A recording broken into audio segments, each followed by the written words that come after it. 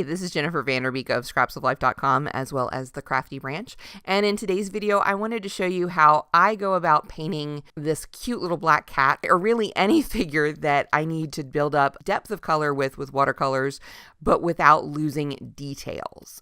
I'm starting with some printed digital images from my Halloween digital stamp set, which you can find in my Etsy shop, which link down below. And I'm using Prima Watercolors, the Classics palette, for the majority of this project.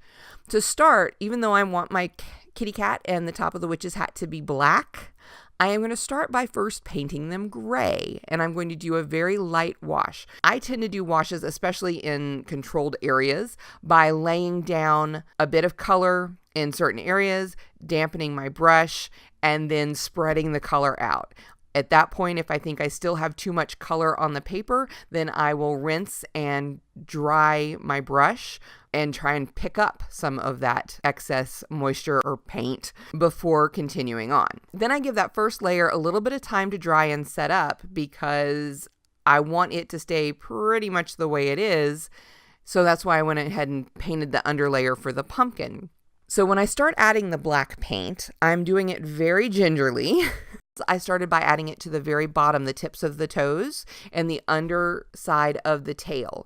And then I rinsed off my brush, dried it a little bit, and then dabbed off any excess water on my paper towel that's always nearby. And then I used that to spread out some of the black. Yes, this dilutes it, but that's okay. What we're doing is we're building up color and shade. Then I'm going to go to a section that is not touching it so that water or paint does not bleed over into a section I've already worked on. So I'll go up to the witch's hat, or then I'll work on the face, or I'll work on the bottom of the torso section, or I'll work on the pumpkin some more. The process is very simple once you get the hang of it. It's just a matter of slowly building up layers of color. If you do find that you've put too much water or paint on a section, rinse off your brush, dry it, or grab a dry brush if you keep one nearby. That's never a bad idea. And then pick up that color, that excess water, that excess paint with the dry brush. If you need to, add a little bit of water and then try and pick it up again. If it's still damp and you've just done it and you realize it right away, you can take a dry piece of paper towel and carefully blot the paper off. If you go outside the lines, you can do the same thing. You can use a slightly damp brush to kind of pick up that paint or push it back where you want it.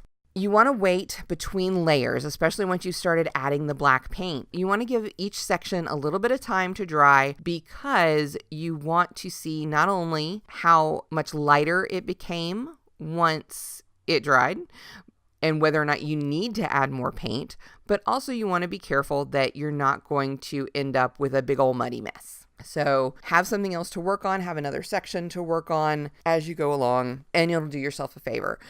I did the pumpkin in the same way, even though I wasn't building up a supremely dark color overall, but it's the same method. I start with a lighter color and I add successive layers or darker colors to add shadow and shade. I did the same thing when I did the shadows underneath the kitten and the pumpkin, put some gray down, more or less full strength, and then I used a damp paintbrush to smooth it out. Now I did grab the gold tone from the Decadent Pies Prima set to use for the collar around the kitty. And then I used a white gel pen to go ahead and add some details.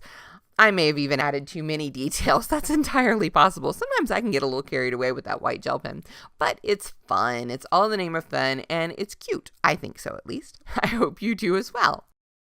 Now, as I said, these images are from my Halloween 2018 digital stamp set, so you can find that in my Etsy shop. There will be a link down below. I'd appreciate it if you checked that out and at least gave it a like.